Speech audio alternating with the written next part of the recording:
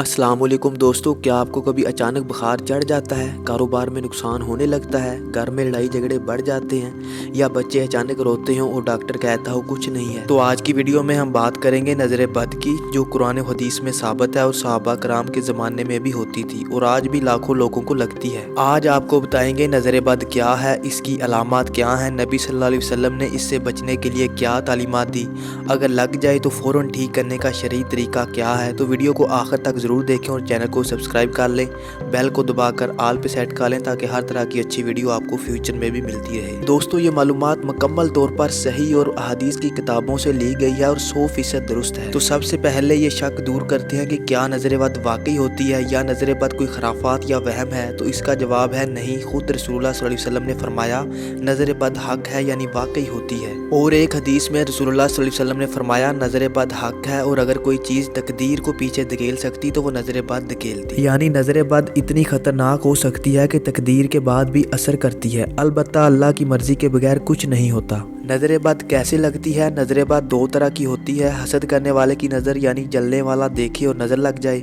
मोहब्बत करने वाले की नज़र भी लग सकती है, यानी बगैर हसद किए भी। सहाबा के दौर में आमिर बिन रबिया रज़ी अल्लाह तआला अन्हु ने सहल बिन हनीफ रज़ी अल्लाह तआला अन्हु को नहाते देखा और कहा इतनी खूबसूरत जिल्द मैंने आज तक नहीं देखी।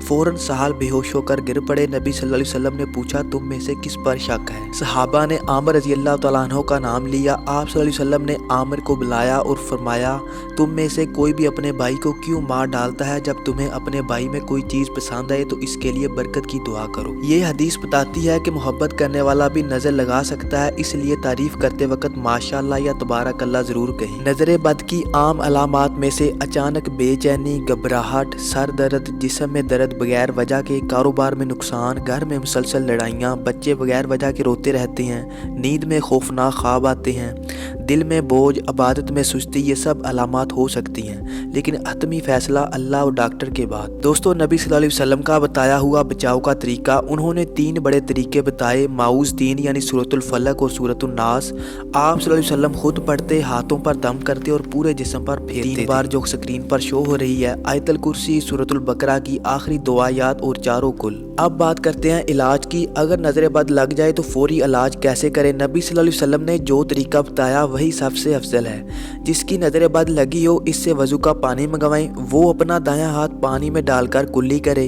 फिर बचा हुआ पानी बर्तन में डाले, फिर बाएं हाथ से कुल्ली करे, पानी बर्तन में डाले, फिर दोनों हाथ धोए, फिर दोनों पाँव धोए, पानी इसी बर्तन में, फिर ये पानी मरीज़ के सर पर पीछे से डाल दें। ये वही तरीका है जो सहल बिन हनीफ रज़ी अल्लाह तआला अन्हु के साथ किया गया। दूसरा तरीका, मरीज़ पर सूरतुल फलक, सूरतुल नास, सूरतुल फातिहा, आयतल कुर्सी 7 बार पढ़कर दम करें। ये बहुत से सहाबा और ताबईन से साबित है। तो दोस्तों, जब किसी की चीज़ पसंद आए तो माशाअल्लाह तबारकल्लाह ज़रूर कहें। सुबह शाम माऊज़ 3 और अज़कार ज़रूर पढ़ें। बच्चों पर रोज़ दम करें और अगर नज़र बद का शक हो तो वीडियो में बताया गया शरई तरीका फ़ौरन करें।